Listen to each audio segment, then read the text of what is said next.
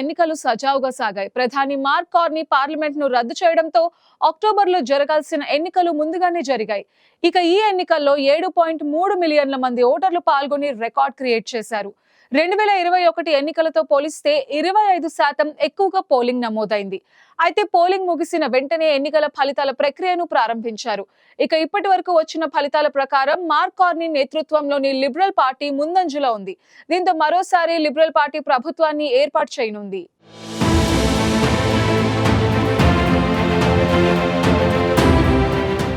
Canada ప్రధానిగా Justin Trudeau రాజీనామా చేయడంతో ఆ దేశ రాజకీయాల్లో అనూహ్య మార్పులు చోటు చేసుకున్నాయి.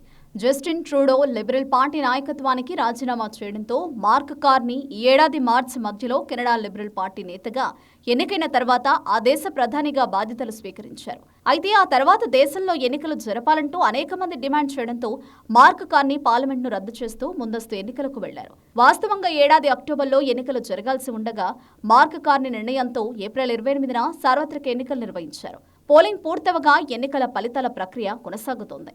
ప్రస్తుతం మార్క్ కార్నీ నేతృత్వంలోని లిబరల్ పార్టీ ఆధిక్యంలో కొనసాగుతోంది.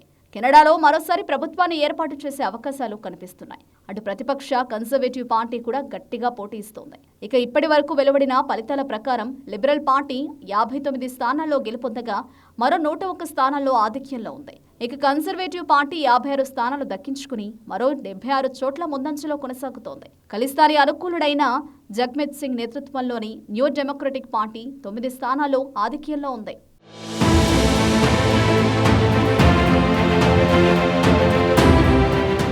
కెనడా పార్లమెంట్లోని హౌస్ ఆఫ్ కామన్స్ లో మొత్తం 343 స్థానాలున్నాయి.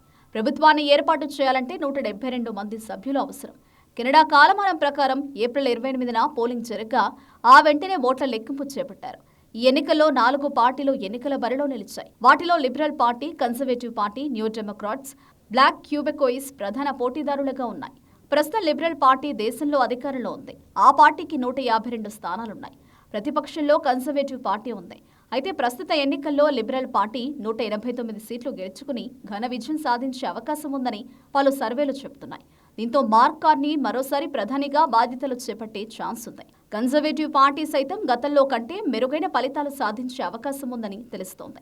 2 సార్లు సెంట్రల్ బ్యాంకులకు గవర్నర్గా పనిచేసిన మార్క్ కార్నీ ట్రూడో రాజీనామాతో ప్రధానిగా బాధ్యతలు చేపట్టారు. మరోవైపు అమెరికాతో సుంకాల యుద్ధం, కెనడా యుఎస్లో 51వ రాష్ట్రంగా చేరాలంటూ అధ్యక్షుడు డొనాల్డ్ ట్రంప్ బెదిరింపుల వేళ ఈ ఎన్నికలు అత్యంత ప్రాధాన్యం సంతరించుకున్నాయి. అటు భారత్తోనూ కెనడాకు దౌత్య విభేదాలు కొనసాగుతున్నాయి. దీంతో కొత్త ప్రభుత్వం ఏర్పాటుపై సర్వత్రా ఆసక్తి నెలకొంది.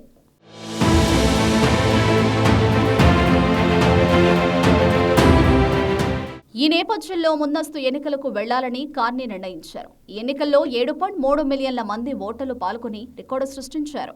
ఇది 2021 ఎన్నికలతో పోలిస్తే 25% ఎక్కువ ఓట్లు పోలయ్యాయి. మరోవైపు ట్రూడో అధికారంలో ఉన్న సమయంలో భారత్తో కెనడా సంబంధాలు పూర్తిగా దెబ్బతిన్నాయి. ఈ నేపథ్యంలోనే తాము మళ్లీ అధికారంలోకి వస్తే భారత్తో దెబ్బతిన్న సంబంధాలను పునరుద్ధరిస్తామని కెనడా ప్రధాని మార్క్ కార్నీ అన్నారు. పోలింగ్కు ముందు ఆయన ఈ తరహా వ్యాఖ్యలు చేశారు. భారత్తో సత్సంబంధాలు కొనసాగించడం తమకు చాలా ముఖ్యమని, తాము అధికారంలోకి వస్తే భారత్తో సంబంధాలు మెరుగుపరుచుకుంటామన్నారు. కెనడియన్లు వ్యక్తిగతంగా, ఆర్థికంగా, వ్యూహాత్మకంగా భారత్తో సంబంధాలు కలిగి ఉంటారన్నారు. భారత్తో సంబంధాలు తెగిపోవడానికి కారణమైన విభేదాలను పరిష్కరించడానికి తాము కృషి చేస్తామన్నారు. ప్రపంచ ఆర్థిక వ్యవస్థ పునర్నిర్మితమవుతున్న సమయంలో భారత్, కెనడా లాంటి దేశాలు భాగస్వామ్యం ఆర్థిక వ్యవస్థను నిర్మించడంలో ప్రముఖ పాత్ర పోషిస్తాయని తాను నమ్ముతున్నానని మార్క్ కార్నీ అన్నారు.